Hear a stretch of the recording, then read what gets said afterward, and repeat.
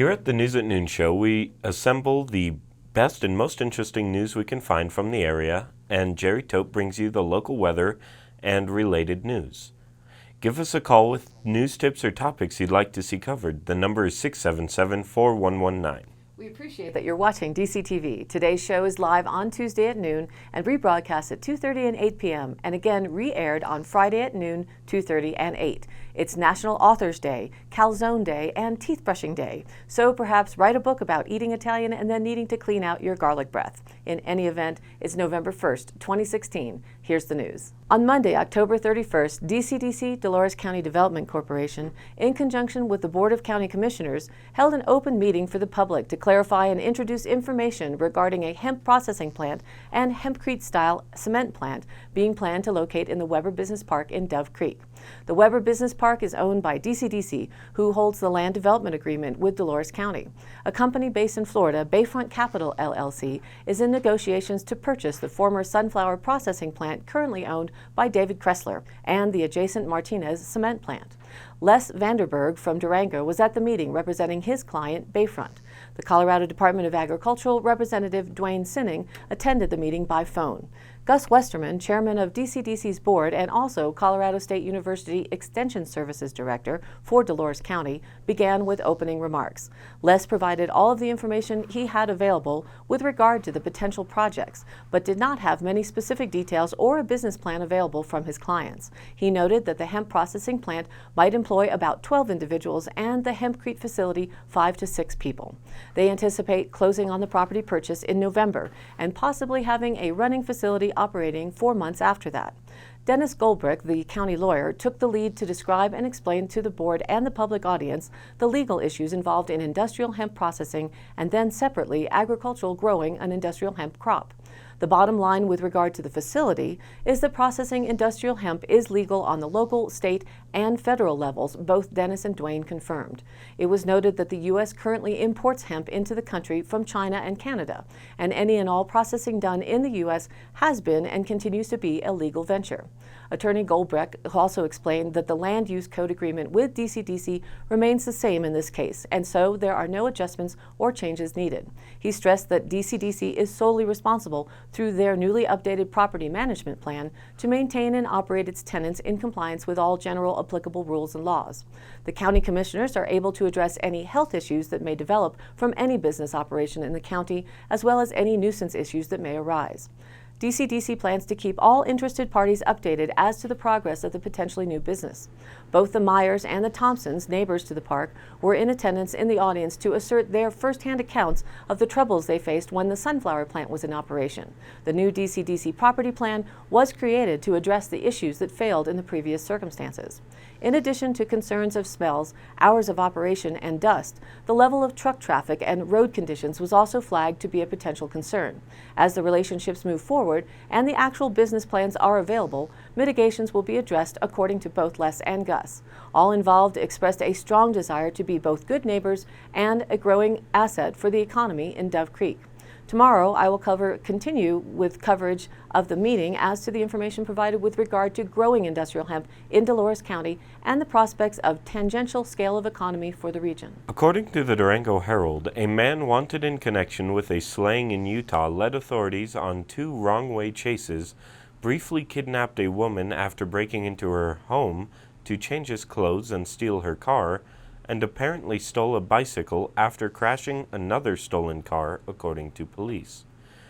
James Main Jr., 34, was arrested in Grand Junction on Sunday, just under 24 hours after an officer first spotted him and in the western Colorado City and chased his car, but gave up the pursuit after Main allegedly drove erratically and sped the wrong way down a road.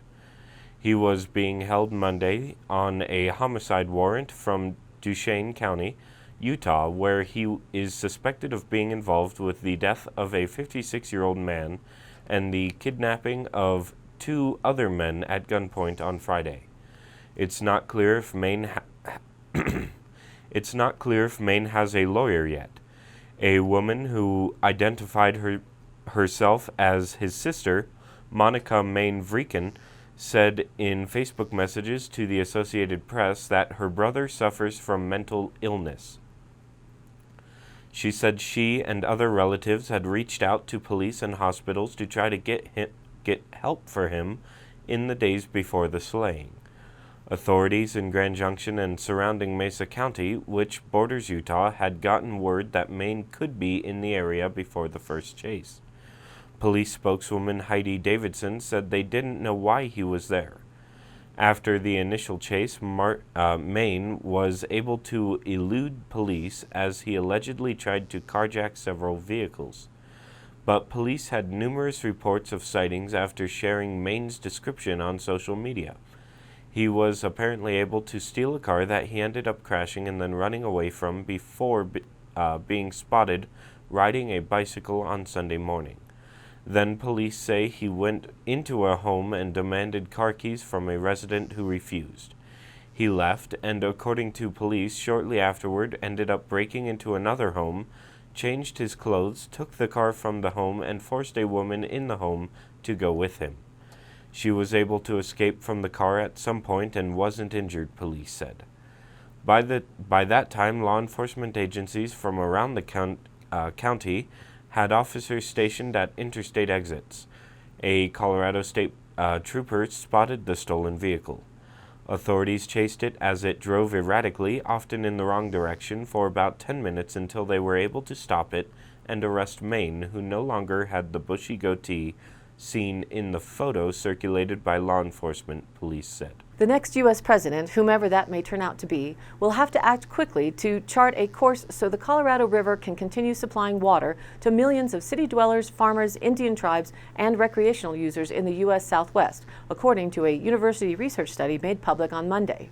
According to the Cortez Journal report, a survey of policy and decision makers by the University of Colorado concluded that the president who takes office in 2017 could almost immediately face the prospect of Colorado River water supply cuts to Arizona and Nevada in January of 2018. Ann Castle, former Assistant U.S. Department of the Interior Secretary for Water and Science, stresses that this is a nonpartisan issue. There's a confluence of urgent issues that need to be dealt with. The new presidential administration will have an opportunity to help bring balance to this system, said Castle, now a senior fellow at the Getches Wilkinson Center for Natural Resources, Energy, and Environment, which conducted the study. The Colorado River Future Project, focusing on critical issues for the river, surveyed some 65 water managers, municipal and agricultural customers, conservationists, plus governmental officials at the tribal, state, federal, and congressional levels.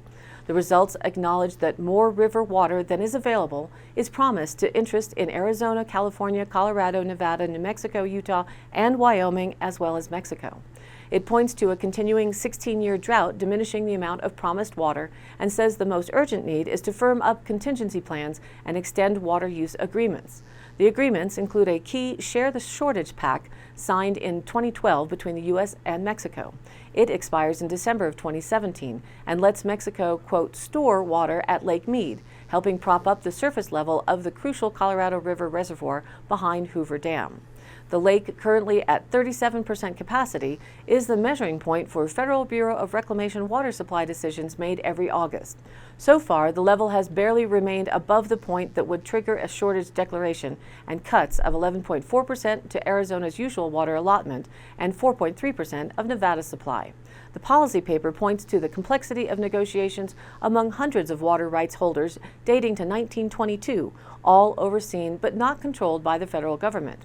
It says treaty negotiations involving the International Boundary and Water Commission are, quote, at a decisive stage and should not be derailed by unrelated political considerations. According to the Durango Herald, a Durango man who nearly beat another man to death in a late-night bar fight was sentenced Monday to 5 years in prison.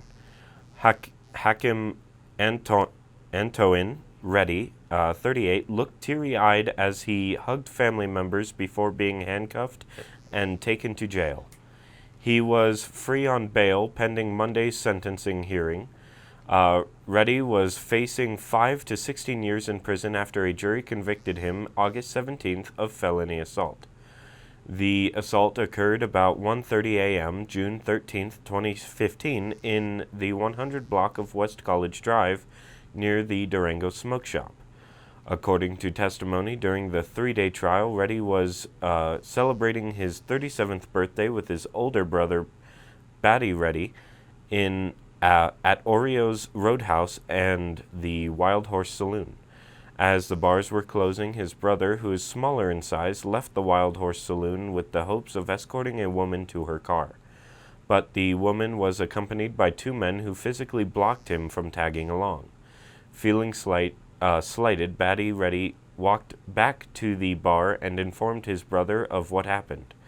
Testifying in his own defense, Hakeem Reddy said he wanted to have a conversation and possibly engage in some chest bumping, but he had no intention of fighting. He said the men turned around and walked toward him, one with his fist raised in the air, so Hakeem Reddy headbutted him and punched him, quickly knocking him out. The second man jumped on his back, so he also punched him. Natalie Miller, who witnessed the assault, said Hakeem Reddy ambushed the two men and they did nothing to provoke an altercation. He left them bloodied on the sidewalk before going to Denny's for coffee, according to testimony. He never notified police about what happened, but police caught up with him the next week at the Wild Horse Saloon. Warren Madden, one of the victims, was airlifted to San Juan Regional Medical Center in Farmington with a skull fracture, several broken bones in his face, and a hemorrhage in his brain, according to an arrest affidavit. 3 Colorado state legislators on Monday called on opponents of the Arizona measure to legalize recreational pot to stop airing what they say are misleading and inaccurate ads. Reported in the Durango Herald, Colorado State Senator Pat Stedman and Representatives Jonathan Singer and Millie Hamner, all Democrats, sent a letter to Arizonans for responsible drug policy, which opposes Proposition 205 in Arizona. Among the gripes the legislators have are several ads that claim Colorado schools have not seen any money from marijuana tax revenues. They also cited studies that dispute the group's claims in ads that teen marijuana use in Colorado is at an all-time high. The group's ads claiming Colorado schools have not seen money anecdotally features a former school superintendent and principal saying that funds that were promised to schools went to regulating the pot industry instead, and that Denver schools got no money at all. They also state that more teens are using pot than before and that marijuana-related traffic deaths have surged by 62%. Wrong. The Colorado legislators say over $138.3 million of the approximate $220.8 million in total marijuana tax revenue went to the Colorado Department of Education to benefit schools from fiscal years 2015 through 2017. Colorado legalized recreational marijuana in 2012 and began collecting taxes on the sales in 2014. Arizonans will vote on the measure to do the same on November 8th. Stedman, who is one of 6 Colorado legislators who write the state's budget, said documents clearly show that schools are getting money. He said those dollars are flowing. The Colorado legislators also sent the No on Prop 205 campaign a recent survey on teen marijuana use that contradicts the figures they have been using in their ads. Ad campaign manager Adam DeGeyer wrote in a letter to the 3 legislators that Colorado doctors, law enforcement officials, and others have spoken out about the negative impacts of legalized pot. Stedman said the data showed increasing troubles tied to legalized pot isn't there. It's easy to look at some of the data and kind of get swept up in whatever conclusions you want to lead to. But for those of us who are sitting back keeping a calm eye on this, we have not seen the kinds of problems that people have been afraid of or what people are sensationalizing this into, Stedman said. Other states looking to make heads or tails of the non-medical marijuana debate include California, which has Prop 64 for recreational marijuana on their ballot this month. Maine and Massachusetts both have referendum measures on their ballots, and Nevada will also address their own version of regulating the plant outside of medicinal use. According to the Cortez Journal, a Bayfield woman who was run over Friday by her boyfriend, the same man who nearly strangled her 6 years ago, said he's going to be stronger this time. Case Fields, 31, was arrested on suspicion of vehicular assault, false imprisonment, and domestic violence. He was being held Monday in the La Plata County Jail without bail. It is Fields' second run-in with the law for domestic violence. In 2011, he was sentenced to 6 years in prison for choking Bilyeu and later bragging that he almost snapped her neck. In the most recent incident, Fields was driving from south of Ignacio to Bayfield with Bilyeu in the passenger seat when they began arguing about money. Fields began driving erratically. He was speeding, swerving all over the road, and slammed his head into the steering wheel of his 1999 Chevy Silverado multiple times, Bilyeu said. The erratic behavior continued for 20 miles before Fields pulled into a parking spot in downtown Bayfield and jerked the vehicle to a stop in the 100 block of Mill Street. They continued to argue for about a minute. As Bilyeu exited the truck, Fields put the vehicle in reverse and ran over her right leg with the right front tire, according to an arrest affidavit. Bilyeu, 43, suffered several fractures to her leg that required a metal rod for support, she said. She also has stitches in her elbow and swelling on her head. Her recovery with physical therapy is expected to take 6 months to 12 months. In speaking with police, Fields gave a different version of events.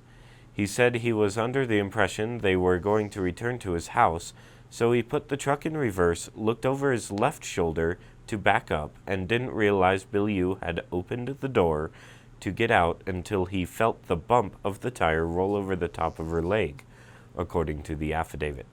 And now here's our weather report. Most of the isolated showers and thunderstorms expected today in our region will be north of I-70 in the northeast Utah's corner and northwest Colorado.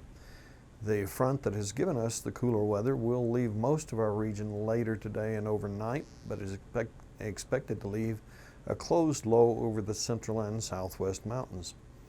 But there is that system now over western Utah in that line you see running north and south from the Needles area up to the west line of Wyoming, and it's expected to split, and the southern part of it is expected to lead to moisture for the Four Corners Thursday and Friday, possibly even Saturday. The moisture is not forecast to reach as far north as Grand Junction from that system.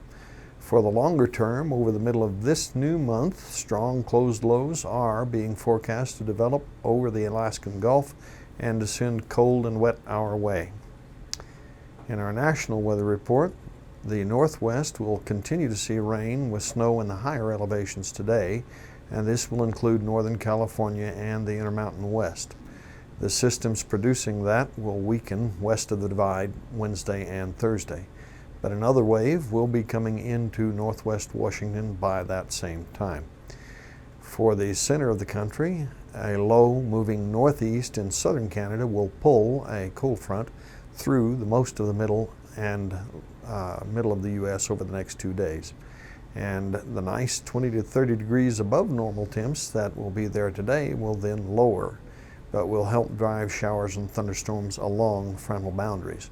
So tomorrow and Thursday we'll see heavy rainfall and may increase the risk of flash flooding across the Midwest. Highs for the next 5 to be in the lower half of the 60s with lows all over the 30s. Cloudiness will persist for the week and into the weekend with some chances of rain running Thursday through Saturday. Just how much, nobody but God knows. Now back to the news. According to the Durango Herald, Mancos School Board members have voted unanimously to hire a grant writer and an architect to pursue grants and assist with campus improvements.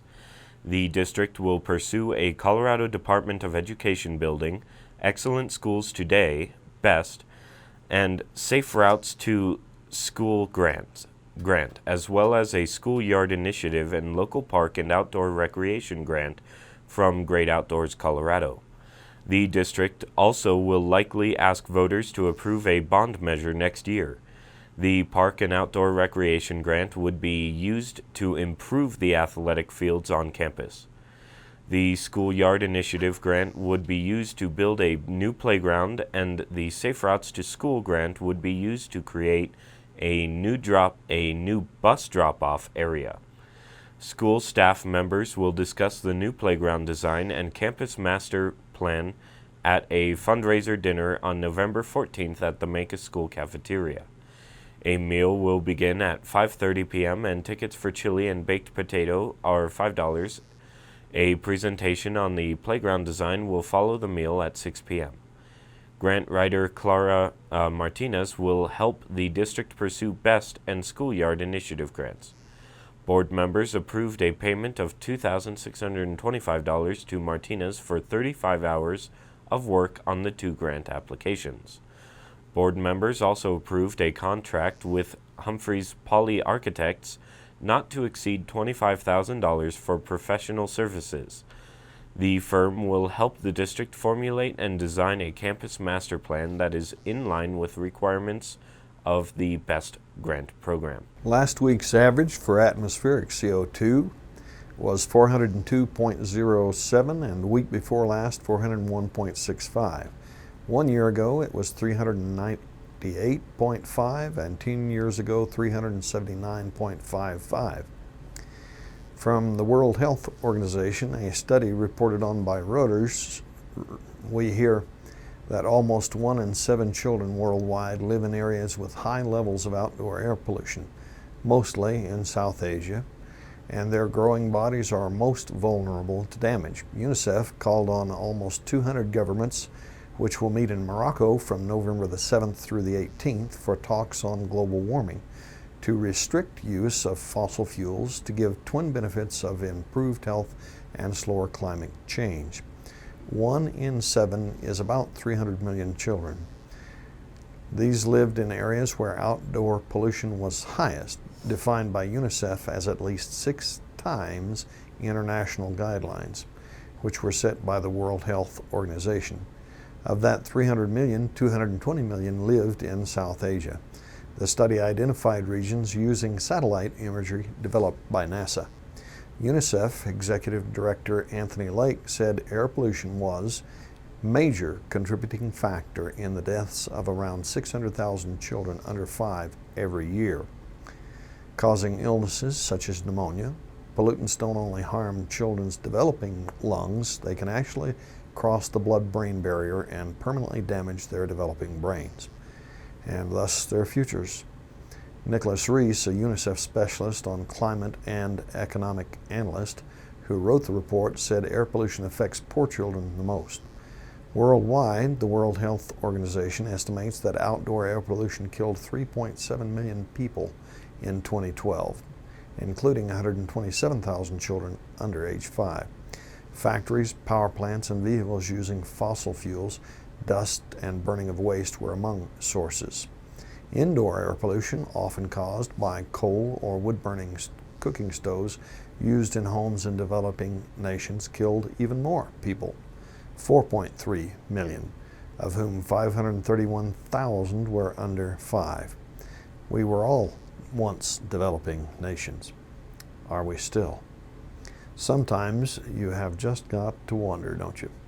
And some of the issues with coal have only been known for a little over 200 years. Oh, and just in case some want to forget, that would leave 3,573,000 of those older than 5 killed by pollution in 2012, and 3,769,000 over 5 years old who were killed by indoor pollution. But some may not care that 658,000 children under 5 died from something we all had a part in, but could do something about. But you might say that 8 million over 5 years paid the ultimate price. And so it goes, year after year and day after day. 1,620,000 people a year is not a Holocaust, or is it? According to the Cortez Journal, Montezuma Cortez High School finished second in the 2016 Colorado Band Masters Association State Marching Band Championships on Monday night in Grand Junction. D'Evelyn High School of Denver won the Class 2A title with a final score of 77.50 points. The MCHS marching band came in second with 75.05 points, followed by the Classical Academy of Colorado Springs with 72.90 points. Englewood High School finished fourth with 71.50 points.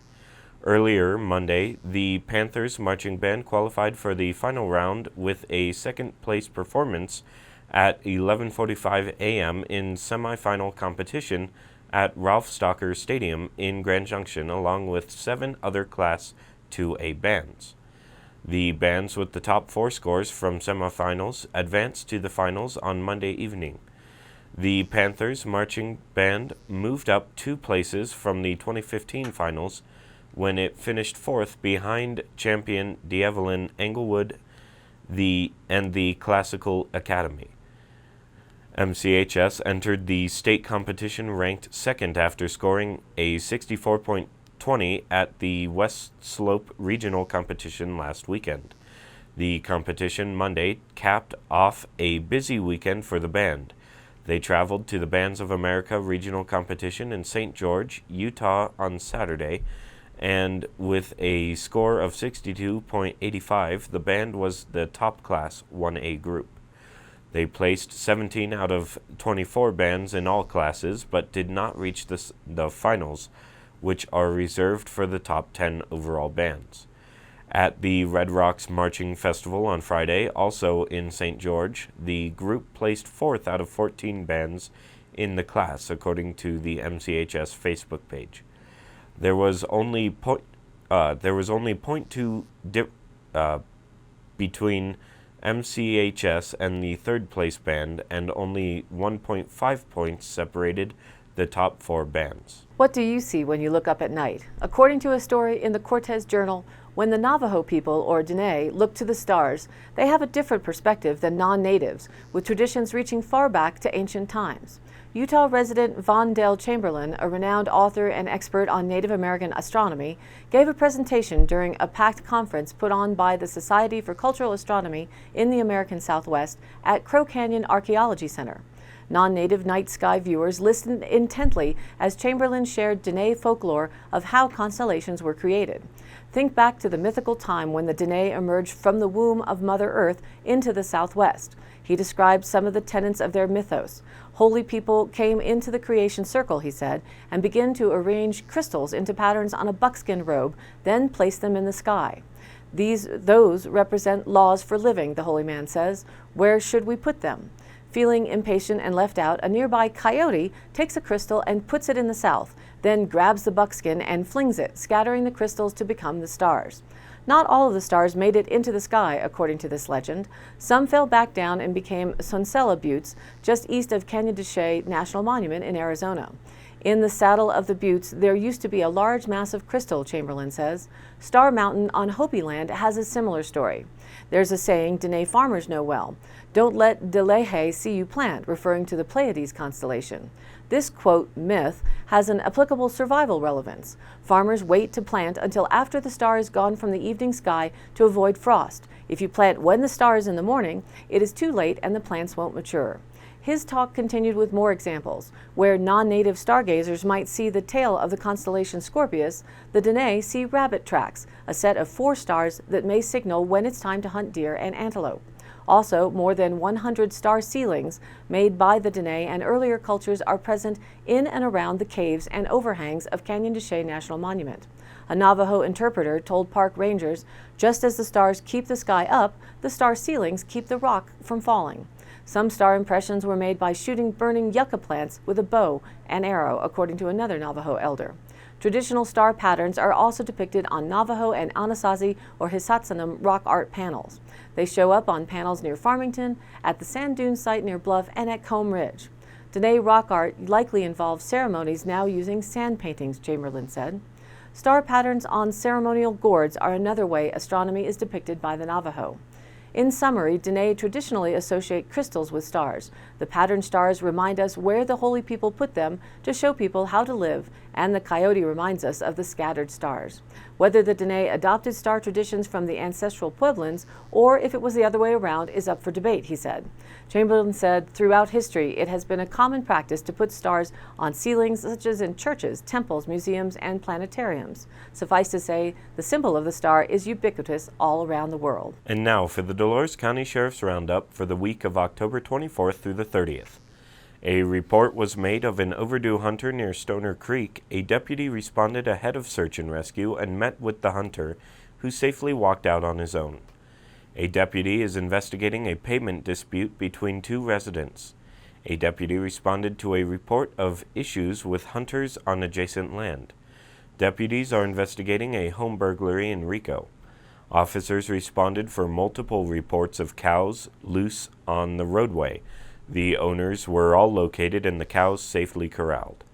A county resident reported finding a large male black lab on 141. A missing person report was initiated. The person was found to be safe. That's it for today's roundup. Stay tuned for more updates later this week. For today's High Country happenings, November 1st, today, the Hisatsinem chapter of the Colorado Archaeological Society presents Gail Ladage, 7 p.m. at the Methodist Church, 515 Park Street in Cortez. She will discuss the Pictured Cliffs, a return to water flow. Gail discusses some of the 4,000 petroglyphs that are part of the Pictured Cliffs site near Farmington. For details, call 505-269-4475. The second annual Mancus Turkey Shoot is this Saturday, November 5th at 9:30 a.m. at the Simmons Gravel Pit at 39145 Highway 160, just west of the town of Mancus.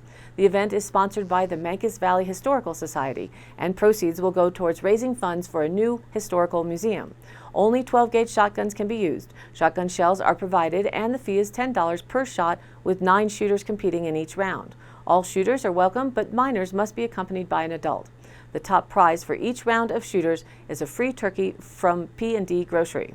Breakfast rolls and other homemade items will be offered, as well as coffee and hot chocolate.